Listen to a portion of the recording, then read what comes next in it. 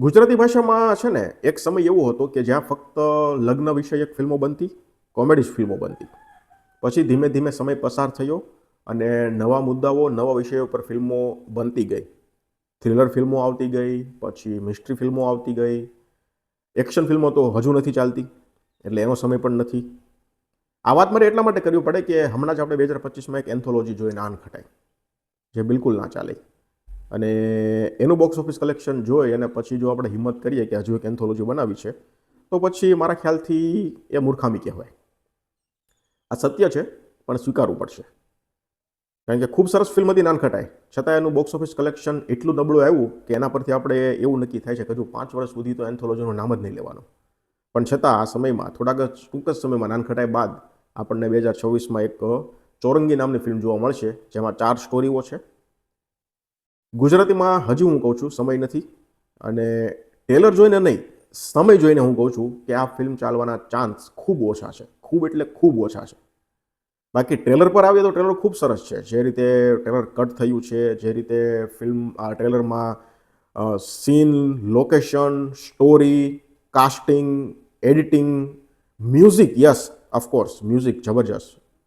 એટલે ટેકનિકલી ખૂબ સરસ છે, વિષયો પણ ખૂબ સરસ હશે એવું આપણે ટ્રેલર જોઈને નક્કી થાય છે કે જ્યારે ફિલ્મ જોવા બેસીશું ત્યારે આપણને ઘણું ફિલ્મ સમજાવશે, સંબંધોને લઈ અને વ્યવહારને લઈ અને ઘણું સમજાવશે ફિલ્મ. એટલે એક મનોરંજન આપતી ફિલ્મ અત્યારે દેખાય છે મને ટ્રેલરમાં, કે આ ફિલ્મ પણ ગમશે. અને મને પર્સનલી એન્થોલોજી ગમે છે, મને નાન ખટાઈ પણ ખૂબ ગમી હતી, અને ટ્રેલર જોતાં હું એવું અત્યારે પ્રિડિક્ટ કરી શકું છું કે આ ફિલ્મ પણ મને ગમશે. પણ પ્રેક્ટિકલી જોઈએ તો સમય નથી, ગુજરાતીમાં એન્થોલોજીનો સમય નથી, અને હજુ લગભગ આવતા 5 વર્ષ સુધી એન્થોલોજીનું અને એક્શનનું તો નામ જ નથી લેવાનું. નહીં ચાલે ફિલ્મ. કદાચ તમે 7 સોનાની ફિલ્મ બનાવશો, સોનાના કેમેરેથી શૂટ કરીને ફિલ્મ બનાવશો, તો પણ એન્થોલોજી અને એક્શનનો સમય અત્યારે ગુજરાતીમાં નથી. પણ હા, ભવિષ્યમાં આવશે, ભવિષ્યમાં આવશે. ભૂતકાળ એવો હતો કે જ્યાં થ્રિલર ફિલ્મો નથી ચાલતી, પણ છેલ્લા તમે 1-1.5 વર્ષથી જુઓ તો એ ફિલ્મોને પણ અત્યારે દર્શકો જોવા માટે થિયેટરમાં જઈ રહ્યા છે. તો એ સમય ધીમે ધીમે આવ્યો છે.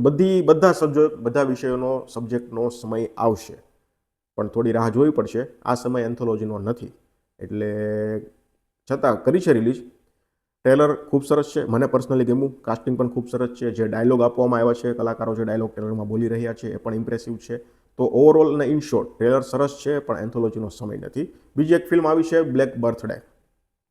તો આનું ટીઝર મને બહુ ગમ્યું હતું, પણ હવે ટ્રેલર આવ્યું છે ને, તો ટ્રેલરમાં ફરિયાદ એક એ છે કે ડબિંગ બહુ ખરાબ છે. કોઈ બી ગ્રેડ ફિલ્મનું ડબિંગ હોય, અથવા તો આપણે જે તે સાઇડ પરથી કોઈ સાઉથની ફિલ્મો ડાઉનલોડ કરીએ જે અનઓફિશિયલ ડબ થયેલી હોય, કે જેમાં નાના નાના ડબિંગ. એક્ઝામ્પલ તરીકે તમને કહું તો આ ટ્રેલરમાં એક ભાઈ છે, એ મીણબત્તી સળગાવે છે, તો એમાં જે બાકસ દ્વારા મીણબત્તી સળગે છે એનો અવાજ નથી. તો આવા નાના નાના જે ડબિંગ હોય ને, એ અનઓફિશિયલ ડબિંગ થયેલા હોય ને વેબસાઇટમાં, સાઉથની ફિલ્મોના અનઓફિશિયલ ડબિંગ વેબસાઇટમાં થયેલા હોય ને, એમાં આવું જ હોય.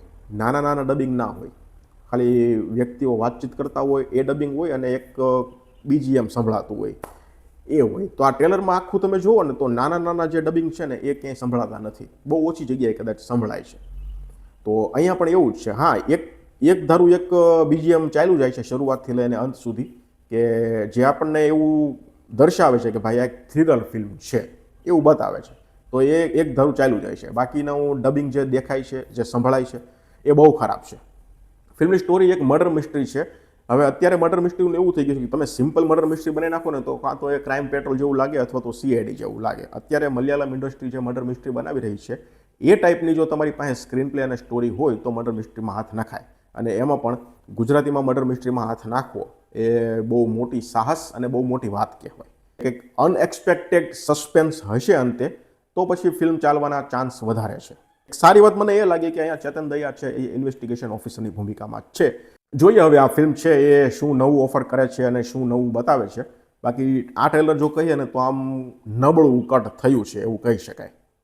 તમને બંને ફિલ્મના ટ્રેલર કેવા લાગ્યા એ મને કમેન્ટ સેક્શનમાં જણાવજો. ધન્યવાદ.